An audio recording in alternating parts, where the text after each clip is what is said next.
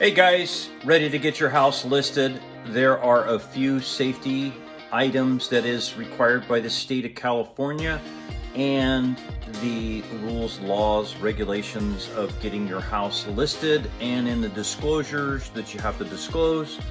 Water heater, seismic straps are required. That is the seller's responsibility. Hey guys, we're in California. Required to have 2 seismic straps on your water heater, be secure and anchored to the wall with the proper bolting, not sheet metal or wood screws. Guys, come on. We find this a lot, so make sure it's correct, it's secure, it's screwed into the studs in the wall. There are 2 of these straps, and they have to have the required size strapping to make sure this water heater is secured and it complies with state and local laws. Make sure your water heater is correct. If you've had an inspection done recently, you need to check this out and make sure it is correct before you close escrow. That is my tip today.